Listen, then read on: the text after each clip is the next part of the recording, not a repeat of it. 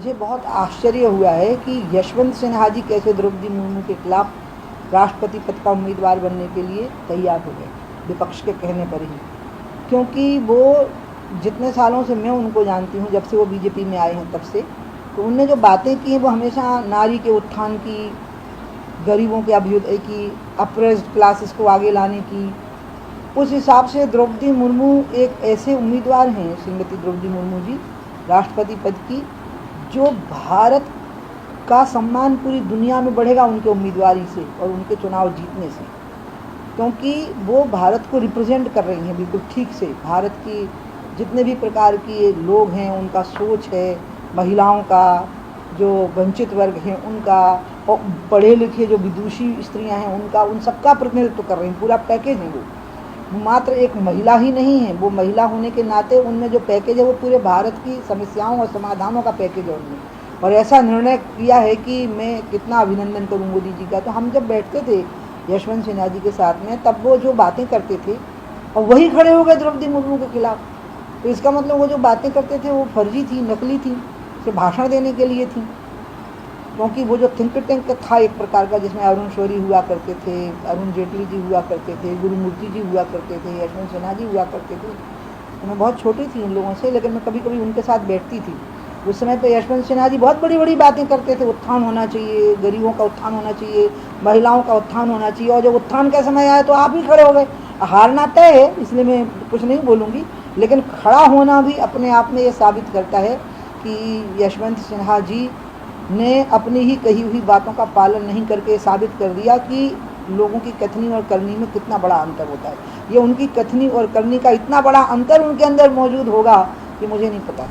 तो इसलिए मैं आज भी सच में मैं हृदय से बोल रही हूँ, यशवंत सिन्हा जी कर्पूरी ठाकुर के नीति सचिव रहे हैं जब कर्पूरी ठाकुर सीएम थे, और उस समय पर कर्पूरी ठाकुर ने सोशल इंजीनियरिंग लागू की थी, और उस सोशल इंजीनियरिंग को सबसे अच्छा मॉडल माना जाता है। उसमें भी यशवंत सिन्हा का योगदान रहा है। इसलिए आज यशवंत सिन्हा जी अगर द्रौपदी मुर्मू के पक्ष में हमारा जो एनडीए की राष्ट्रपति के उम्मीदवार हैं उनके पक्ष में अगर पीछे हट जाते हैं तो उससे इनका पूरी दुनिया में सम्मान बढ़ेगा, क्योंकि पराजय के बाद तो ये मुँह दिखाने लायक नहीं रहेंगे। सबका सम्मान, सबका विश्वास और सबकी श्रद्धा खो देंगे। और अगर उन्होंने वापस ले लिया तो भले ही ये किसी पद पर नहीं होंगे, लेकिन इनका सम्मान पद से भी बड़ा हो जाएगा। इसलिए मैं आप सबके माध्यम से यशवंत सिन्हा जी से अपील करूंगी, यशवंत सिन्हा जी, आपने थिंक टैंक की बैठक में जितनी बड़ी बड़ी बातें करी थी वो सारी बातें द्रौपदी मुर्मू के अंदर मौजूद हैं। तो वो बातें नकली थी क्या, झूठी थी क्या, वो सिर्फ बोलने के लिए थी। और अगर आज उन बातों का अनुपालन करना है तो आप तुरंत अपने आप को विड्रॉ करिए और साबित करिए कि आप उस समय पे जो बोलते थे वो मन से बोलते थे, आत्मा से बोलते थे। महाराष्ट्र बागी हो गए हैं, चले गए हैं, उसको लेकर क्या जिस तरीके से देखते हैं, इस तरीके की जो राजनीति जो चल रही है महाराष्ट्र में, अब लग रहा है सब सरकार के अल्पमत है।